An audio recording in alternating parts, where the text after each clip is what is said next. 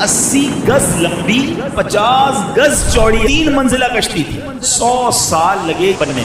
طوفان نوح آیا, مسلسل بارش, دنیا میں کچھ بھی نہیں بچا تھا. 40 گز اونچے پہاڑ بھی اس میں ڈوب گئے.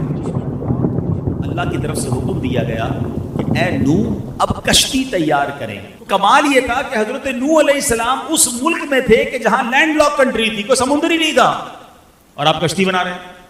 تو اب لوگ روز گزرتے آپ کا مذاق اڑاتے کہ پہلے تو تم کہتے تھے اللہ کے نبی ہو, پہلے کہتے تھے کہ اللہ وحدہ لا شریک کی طرف بلانا ہے, اب تو معاذ اللہ تم کارپینٹر بن گئے ہو, کشتی بنانے لگ گئے ہو.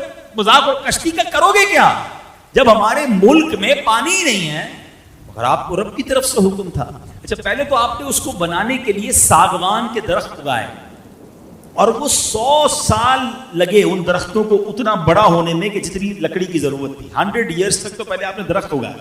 پھر اس کے بعد 80 گز لمبی اور 50 گز چوڑی آپ نے کشتی بنائی. اچھا, کشتی بھی ایک درجہ نہیں تھا, یعنی ایک فلور کی نہیں تھی, وہ 3 منزلہ کشتی تھی.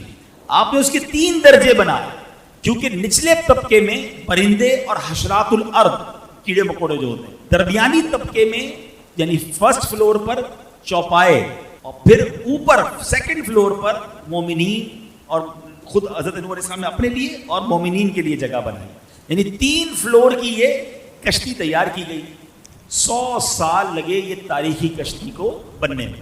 اس تنور سے جب پانی نکلے نا تو آپ سمجھ جانا کہ اب طوفان آنے والا ہے. دس از انڈیکیشن, اور یہ قرآن میں موجود ہے. قرآن کہتا ہے یہاں تک کہ جب ہمارا حکم آیا اور تنور ابلا تو ہم نے فرمایا کشتی میں سوار کر لے ہر جنس میں سے ایک جوڑا, نر اور مادہ, اور جن پر بات پڑ چکی ہے ان کے سوا اپنے گھر والوں اور باقی مسلمانوں کو.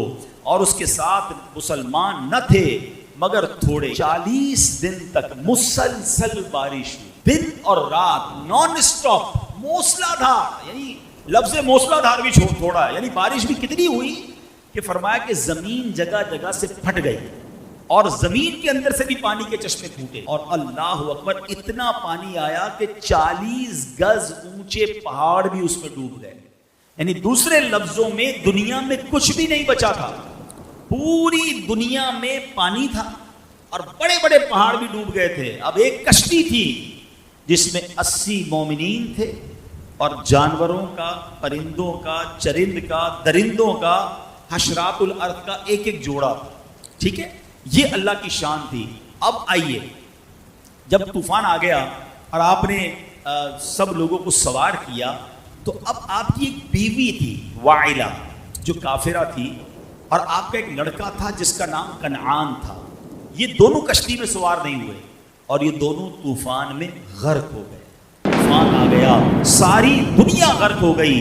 پانی اور موجیں کیسی تھی قرآن بتاتا ہے, وَهِيَ تَجْرِي بِهِمْ فِي مَوْجٍ كَالْجِبَالِ, اور وہ انہیں لیے جا رہی تھی ایسی موجوں میں جیسے پہاڑ جیسی موجیں تھیں. اور ایک کشتی دنیا میں ہے جس میں 80 ایمان والے ہیں, اور وہ تھپیڑوں کے ساتھ وہ کشتی چلتی جا رہی ہے. حضرت نوح علیہ السلام کی وہ کشتی چلتی رہی. آپ کو پتہ ہے کتنے دن؟ 6 مہینے تک یہ کشتی اسی طرح پانی میں چلتی رہی. اور سنو, اس وقت جو خانہ کعبہ کی زمین تھی نا, یہ کشتی وہاں بھی پہنچی, کعبہ مشرفہ کا 7 بار اس نے چکر بھی لگایا. اب اس کے بعد یہ کشتی ایک پہاڑ پر رکی, اور یہ پہاڑ بھی جودی پہاڑ ہے. اس پر بھی علماء نے بڑی پیاری بات لکھی ہے کہ اللہ پاک نے حضرت ہر پہاڑ پر ایک وحی فرمائی. حضرت نوح علیہ السلام کی کشتی ایک پہاڑ پر ٹھہرے گی, تو پہاڑوں نے تکبر کیا, مگر جودی پہاڑ نے عاجزی اختیار کی, تو اللہ تعالیٰ نے اس پہاڑ کو یہ شرف دیا کہ حضرت نوح کی کشتی جا کر وہاں روکی.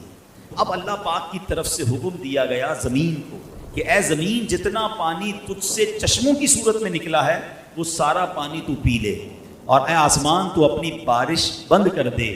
اب پانی گھٹنا شروع ہوا, طوفان ختم ہو گیا. اللہ کریم نے حضرت نوح علیہ السلام کو حکم دیا کہ اے نوح اب کشتی سے اتر آئیے. اب آپ اس پہاڑ پر باہر اترے, اور آپ کی فرمایا کہ اللہ تعالیٰ کی طرف سے سلامتی اور برکتیں آپ پر بھی ہیں اور ان لوگوں پر بھی ہیں جو کشتی میں آپ کے ساتھ ہیں.